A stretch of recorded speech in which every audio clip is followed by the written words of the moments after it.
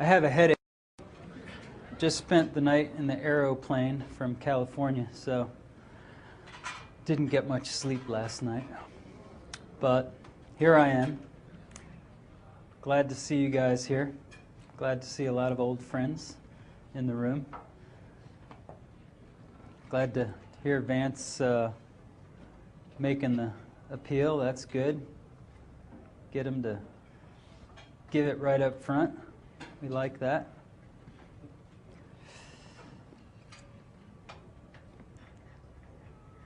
For about the last, I would say, 27 years, this Zakouma story has been kind of brooding. And Richard Ruggiero here in the audience, who works for the U.S. Fish and Wildlife Service, managing, or he's actually I love this title, after having worked in Africa for so long. And now they've given him the title at U.S. Fish and Wildlife, and I'm not sure this is official or not, and I can't find his card, but he's called Chief. So I like that. He's a chief. Chief Richard, yeah. So if you can picture yourself as a Peace Corps volunteer back in 1980, working in northern Central African Republic, and of course you're not supposed to say it when you're a Peace Corps volunteer, but you're all carrying guns, because there's a huge problem in northern Central African Republic, which is that there's this incredible wildlife paradise that covers an area about the size of Texas, a little bit bigger, between the size of Texas and Alaska, that has maybe 130,000 elephants. It has some of the last populations of black and white rhino on the planet. It has millions of antelope.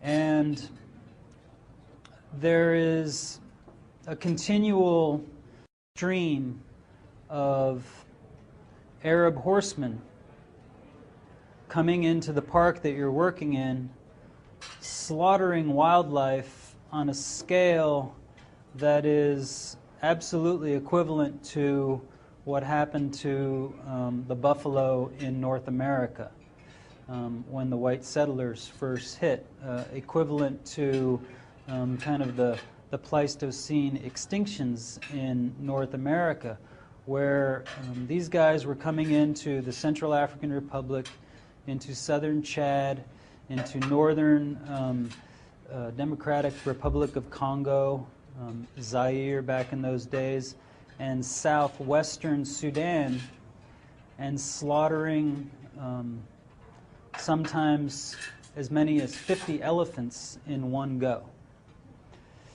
And you see this as, you know, a 20-some-year-old, and you start to hate these people because they are ruthlessly killing thousands and thousands and thousands of animals that you have been spending your days with, watching them playing with their babies. And sorry, we should run the slides.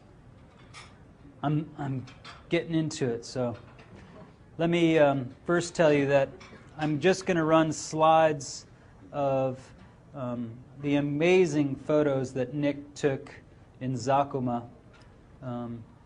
during our 3-month stint there in the dry season of 2006, and I'll get to Zakouma after I kind of talk about the Central African Republic some more. And this is just some Google imagery of where it is in Central Africa. Nick is, I think, without a doubt, the best natural history photographer on earth, and he has certainly outdone himself in Zakouma. So you're going to get to see a lot more images here than you've seen either in the magazine or in that little video. Could we turn the lights down some, just so people can see these images a little bit better? So here we are in the northern part of Central African Republic, and not only are we seeing tens of caravans of these Arab horsemen, sometimes coming with 80, 100 camels and as many horses, and they weren't using guns, they were using spears, these spears about this wide and about that long. And what they would do is they'd ride up behind the herds of elephants, and the same kinds of herds as we see in Chad, sometimes 800 at 1,000, and the reason they're doing that is for safety. And these guys would just run up on horseback and they hamstring these elephants right in the butt, and they cut the tendon in their leg, and these elephants keel over, and they just keep running after the herd, and they'll hamstring as many as they possibly can. And they got 10 guys on horses doing that, so by the time they're done with the herd, they can have 30, 40 of these elephants on the ground.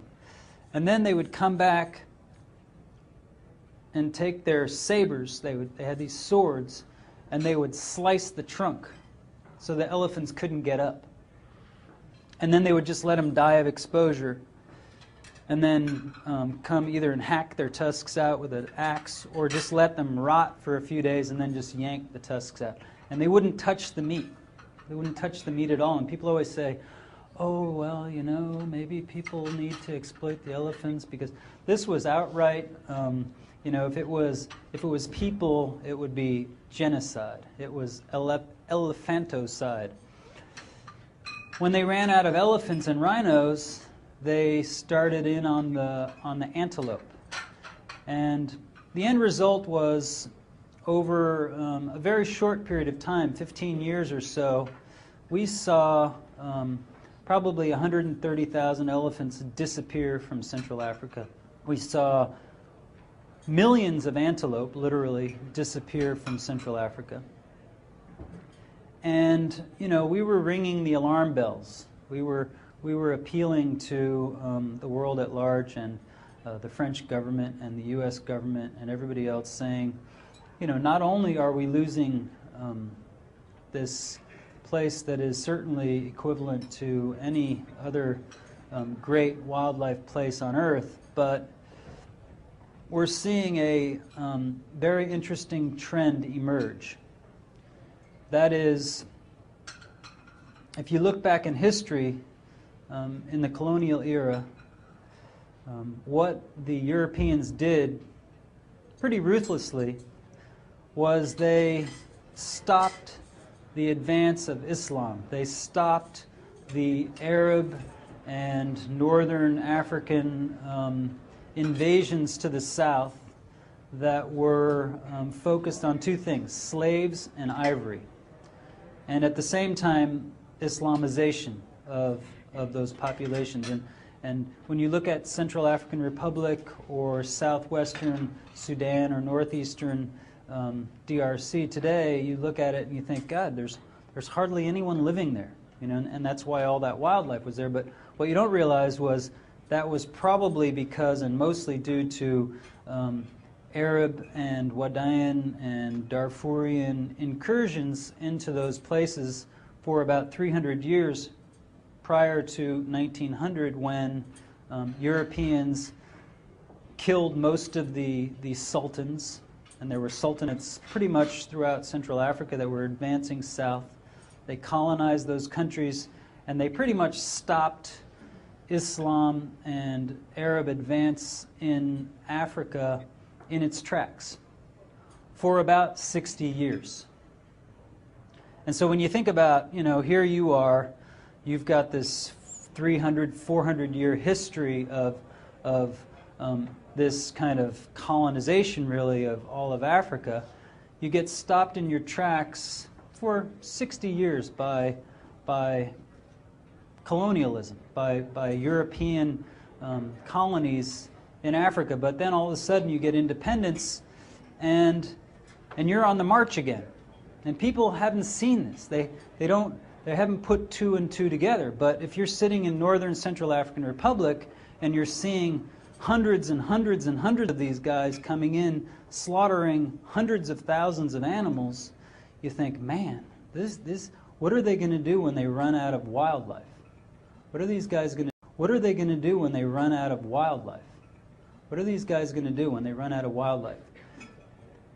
Here we are, 25 years later, and everybody's wondering how come Darfur is unfolding like it is. You know, what's happening in Darfur? And it's like, duh, you know, look at the last 400 years of history and you'll know. And if you'd have identified the indicators that were very, very clear and present as of about 1975, and you started paying attention to the natural resource base and human ecology in these places, you may have not only averted the loss of 130,000 elephants and millions of antelope and the livelihoods of most of the people that live in those areas, but you may well have averted the crisis in Darfur as well. And you wouldn't perhaps have this very kind of acrimonious now kind of scenario that's unfolding where, for instance, just in the last 3 months, the French military, and this is not very well known, but the French military bombed 2 towns in northern Central African Republic to chase the Janjaweed or the Arab horsemen or whatever we want to call them now out of the northern Central African Republic. And they have displaced already tens of thousands of people from where we used to work, where the wildlife used to be, south. Because what are these guys doing now? They pretty much run out of humans to exploit in Darfur, so they're moving into Chad, they're moving into the Central African Republic, and they're moving certainly farther south into kind of the DRC and western border of Sudan area. So here we are in Zakouma, and we go there because this is one of the last places where elephants have survived. And the only reason they survived was there was an EU project, a European Union project that was begun about 20 years ago that was kind of established as a last stand, you know. And there was a Frenchman who we used to work with, in fact, in northern Central African Republic, who went there and decided this is going to be the last stand for elephants. And sure enough, they were successful because the EU has been pumping in, you know, about $1 million a year or so into this project in Zakouma. And when you look at Zakouma, it is 300,000 hectares. So, you know, 300,000 hectares in an area the size of Texas is basically like Dallas-Fort Worth in Texas. And yet, you know, when you go to Zakouma, you see all of that abundance in nature that has survived in this little tiny place, you know. And the only reason it survived is because they've hired 100 horsemen who are non-Arab for the most part, certainly non-nomadic Arab, and they've got a long history, most of them, of having been enslaved by these guys for centuries. And so finding Africans to defend this park against these incursions is very easy, and getting them to be dedicated is not very difficult. And so sure enough, you know, you're watching this dynamic and you think, God, you know, nothing has changed in 20-some years. And we're in Zakouma and you think, God, this is the last bastion for not only elephants, but unbelievable variety of antelope and birds and just an incredible array of wildlife and an unbelievable concentration. I mean, you see those qualia birds, just literally hundreds of millions of these birds in this place. You go outside, there's nothing. You can fly for 2 hours over Chad and see not a single animal, wild animal. You get to Zakouma, it's just like night and day. And so we're working in Zakouma, and all of a sudden you start seeing these indicators. And one of the indicators that we saw, and Richard kind of identified it back in the 80s, was we started seeing young elephants being eaten by lions. And we start noticing that the lion population in Zakouma is very high, much more than I would have imagined, you know. And as the days went on, it's like, oh, another orphan elephant killed by lions. Oh, another one. And so you start thinking, this isn't right. These lions usually don't eat elephants unless there's a poaching problem. That's certainly our experience from northern Central African Republic. And then we find our first, wounded elephants. And, back in those days, you'd find an elephant limping and you think, okay, and then you'd see the spear wound. But today in Chad, it's AK-47s. Or the preferred gun there, kind of ironically, is the M14. And as the days went on, it's like, oh, another orphan elephant killed by lions. Oh, another one. And so you start thinking, this isn't right. These lions usually don't eat elephants unless there's a poaching problem. That's certainly our experience from northern Central African Republic. And then we find our first, wounded elephants. And, back in those days, you'd find an elephant limping and you think, okay, and then you'd see the spear wound. But today in Chad, it's AK-47s. Or the preferred gun there, kind of ironically, is the M14. And the M14 appeared in Chad when Ronald Reagan sent a huge load of small arms to Chad when we chased the Libyans out of Chad. You get all these M14s, and they love the M14s because it's a heavier round and it's a longer barrel. So all these poachers, if they have a choice between an AK or an M14, they take the M14. But we start seeing these guys and we're thinking, well, maybe they're wounded by guns. And then we start finding dead elephants with their tusks removed. And we do a second dry season survey, did one in 2005, where we counted 3,885 elephants in Zakouma, a complete count. We repeated the exact same survey in 2006. We come up with 3,050 elephants. So we're like, wow, we lost 800 elephants. What happened? I hope you like the slides. I haven't had time to look at them. And so I say to myself, we got to do a wet season survey here, because 3,000 some elephants leaving the park with all these Arab horsemen surrounding this place, we could well have a massacre going on here that no one knows about. Because 3,885, 3,050, we're pretty sure we got all the elephants. We're pretty sure our methodologies are good. We're not seeing many carcasses inside the park.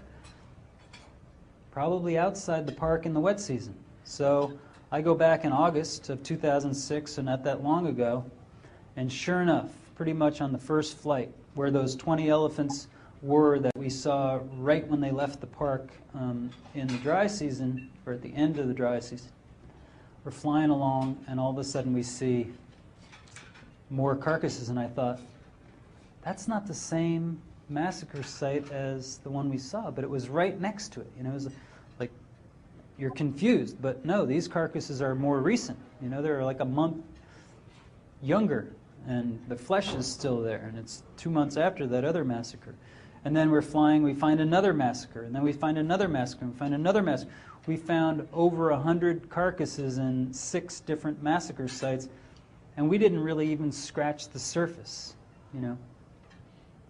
But the bottom line, and I'll kind of stop talking because Dave is going to pull out the hook pretty soon, is that we all have to realize that, one, people live on the natural world.